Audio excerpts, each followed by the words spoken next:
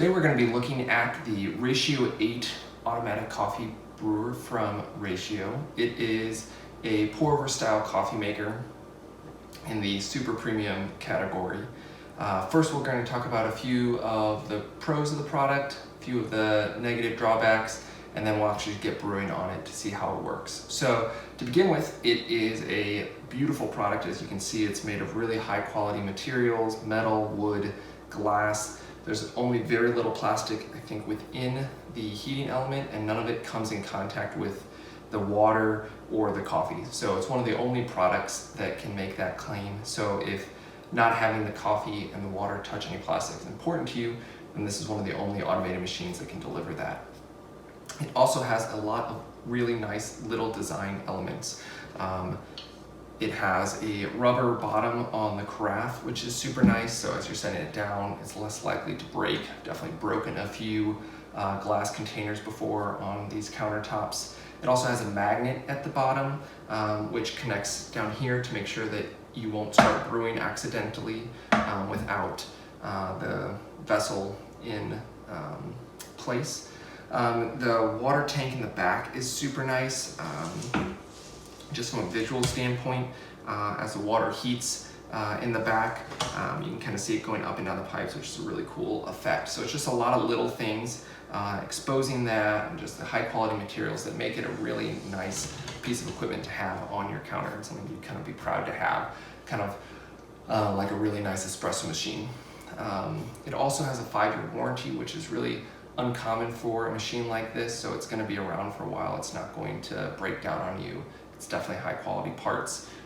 It's made in various areas of the world, but it's assembled in Portland, which is pretty cool.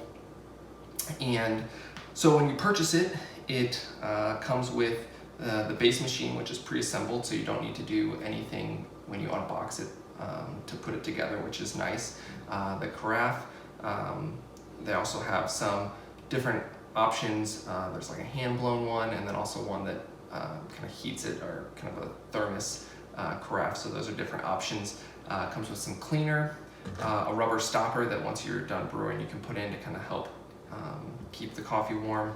A few sample filters, which are essentially very similar to Chemex filters, so you can use those as well. And then a microfiber cloth for cleaning.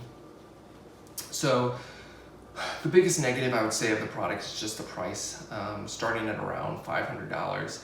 It's definitely one of the most expensive automated coffee machines you can find. So even though it delivers on quality and is super high-end and beautiful, it's definitely expensive. The only other negative I really found was just its size. It's definitely much bigger than kind of your average coffee pot brewer. They obviously have the dimensions on the site, but I was still kind of surprised at how big it was when I got it out of the box and just put it on the counter. So definitely look at the measurements, make sure it'll fit in your space. So next we'll actually look to start brewing with it. I'll kind of show what that process looks like and talk about a few additional things as we're going there. So I have pre-measured out the water. They have different markings for the amount, but I found that when I used those, it wasn't as precise as I was used to with pour-over coffee, and was a little bit weaker. Their instructions have closer to an 18 to 19 to 1 coffee to water ratio, and I found that something closer to about 16 to 1, which is what I usually do with Chemex, worked a little bit better. So I have 560 grams of water in there and 35 grams of coffee, which is about a half batch.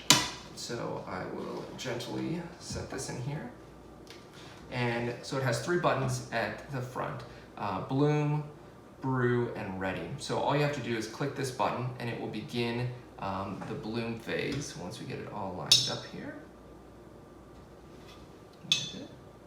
So you can see that light is on, so it's beginning the bloom phase, and it begins by heating up the water, and then it will have a bloom phase just like you would in any other pour-over option. So it does that automatically, which is super nice.